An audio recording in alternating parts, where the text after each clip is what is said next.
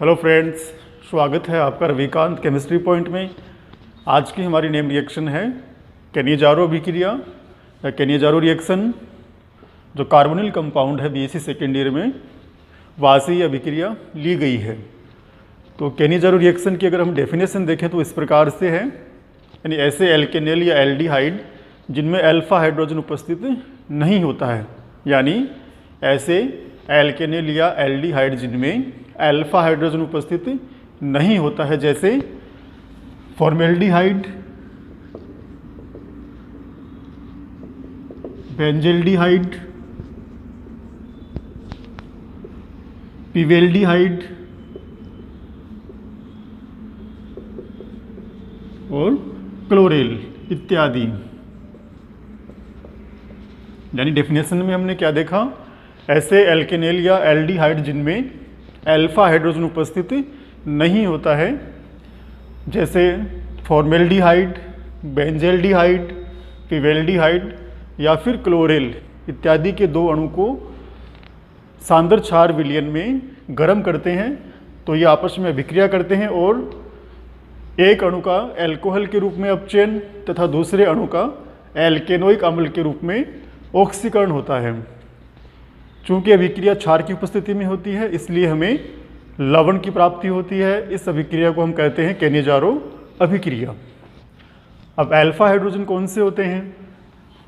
CH3 C double bond ethanol के अंदर, जिसमें ये जो कार्बन है इसे हम अल्फा कार्बन कहते हैं, और इस अल्फा कार्बन के ऊपर यानी जो कार्बोनिल समूह है उसके पास वाले कार्बन को हम अल्फा कार्बन कहते हैं, और इस अल्फा कार्बन पर पाए जाने वाले हाइड्रोजन को हम कहते हैं अल्फा हाइड्रोजन। तो कैनिजारो अभिक्रिया की कंडीशन है, यानी ऐसे एल्केनेल जिनके पास अल्फा हाइड्रोजन उपस्थित नहीं हो। यदि हम बात करें कैनिजारो अभिक्रिया की, तो यदि दोनों अणु समान है, सिमेट्रिक है, तब तो ये नॉर्मल रूप से एक अणु का क्या होगा, अपचयन होगा, और दूसरे अणु का क्या होगा, ऑक्सीकरण होगा। लेकिन यदि दो विषम अणु हैं, एक हमारे पास जैसे बेंजेल्डिहाइड है और दूसरा हमारे पास फॉर्मेल्डिहाइड है, तो यहाँ पे कौन से अणु का ऑक्सीकरण होगा और कौन से का अपचयन होगा, ये भी हमें याद रखना है। यानी वह अणु जिसका आसानी से ऑक्सीकरण हो सकता है, आसानी से ऑक्सीकरण होता है, उसका तो होगा यहाँ पे ऑक्सीकरण, और दूसरे का यहाँ पे होगा अपचयन। कैनिजारो अभिक्रिया को हम एक उदाहरण से समझते हैं।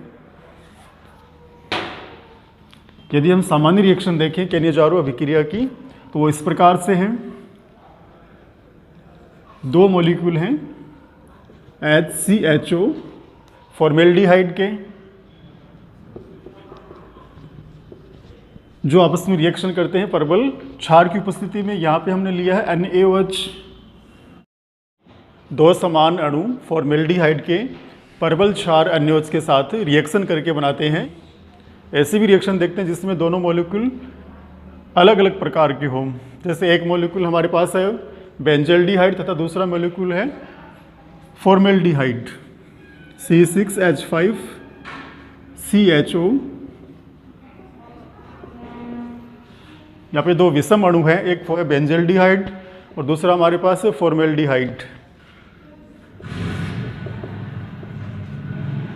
जब दोनों अणुओं को गर्म करते हैं NaOH के साथ, प्रबल क्षार के साथ, तब हमें प्राप्त होता है सोडियम बेंजोएट तथा दूसरा मॉलिक्यूल हमें प्राप्त होता है methanol, C6H5CO negative, Na positive तथा साथ में बनता है CH3OH।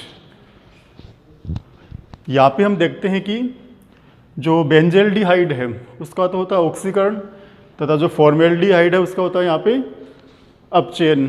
तो किसका ऑक्सीकरण होगा और किसका अपचयन होगा, ये डिपेंड करता है उस मॉलिक्यूल की सक्रियता पे। यानी जिस अणु का आसानी से ऑक्सीकरण होता है उसका तो होगा यहाँ पे ऑक्सीकरण, और जिसका आसानी से ऑक्सीकरण नहीं हो पाता है उसका होगा यहाँ पे अपचयन। तो यह तो हुई इनकी सामान्य रिएक्शन। अब यदि हम इस अभिक्रिया की मैकेनिज्म देखें तो वो इस प्रकार से है।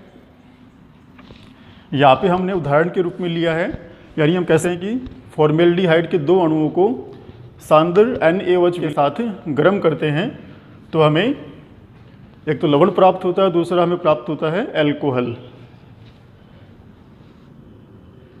तो यदि हम क्रिया विधि देखें,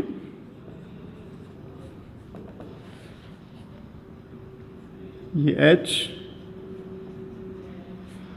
फॉर्मेल्डिहाइड,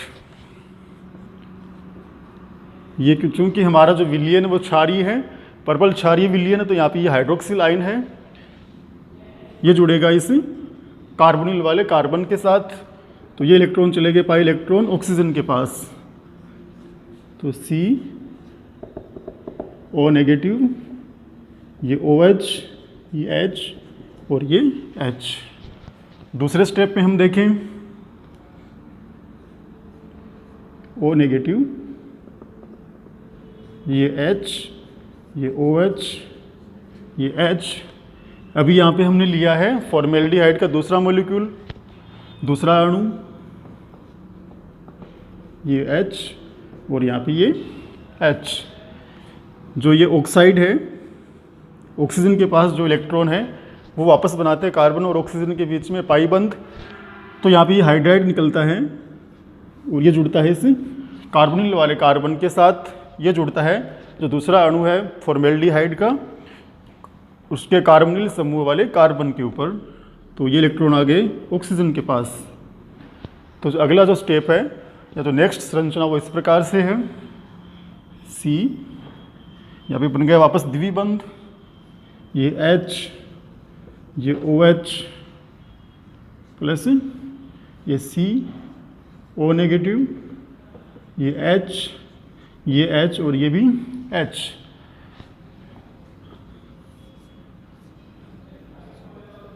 तेजी से जो C डबल बॉन्ड O, ये H, ये O नेगेटिव प्लस CH3OH, जो यहाँ पे हमने पर्पल क्षार लिया NaOH, उसका जो सोडियम आयन है वो जुड़ता है मेथेनोइट आयन के साथ और हमें प्राप्त होता है लवण, और दूसरा उत्पाद हमें प्राप्त हुआ एल्कोहल।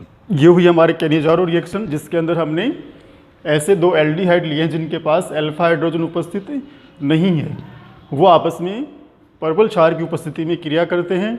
एक का यहाँ पे होता है ऑक्सीकरण एल्केनोइक अम्ल के रूप में, और दूसरे का यहाँ पे होता है अपचयन एल्कोहल के रूप में। यहाँ पे दोनों जो मॉलिक्यूल्स हैं वो सेम है एल्डिहाइड के। यदि हम दो विषम अणु लें कैनिजारो अभिक्रिया के अंदर, जैसे इस रिएक्शन में एक हमने लिया बेंजील्डिहाइड, दूसरा हमने लिया फॉर्मेल्डिहाइड, तो यहाँ पे बेंजील्डिहाइड का तो होता है ऑक्सीकरण और फॉर्मेल्डिहाइड का होता है यहाँ पे अपचयन। क्योंकि जो बेंजील्डिहाइड है उसका ऑक्सीकरण आसानी से हो सकता है, तो इसलिए उत्पाद के रूप में हमें प्राप्त हुआ सोडियम बेंजोएट और साथ में हमें प्राप्त हुआ मेथेनॉल।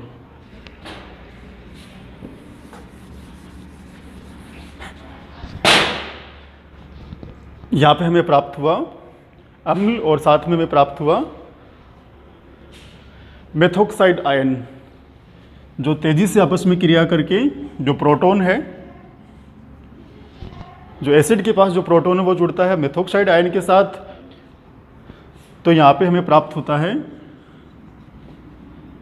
ये H, C double bond O negative plus CH3OH। जो अम्ल के पास जो प्रोटॉन है वो यहाँ से बाहर निकलता है और वो जुड़ता है इस मेथोक्साइड आयन के साथ। तो उत्पाद के रूप में हमें प्राप्त हुआ मेथेनोइट और साथ में हमें प्राप्त हुआ एल्कोहल। ये हमारा सोडियम मेथेनोइट, क्योंकि जो हमने क्षार काम में लिए वो है NaOH। तो ये हुई हमारी कैनिजारो नियम रिएक्शन, जो आपके लिए एग्जाम के लिए भी महत्वपूर्ण है।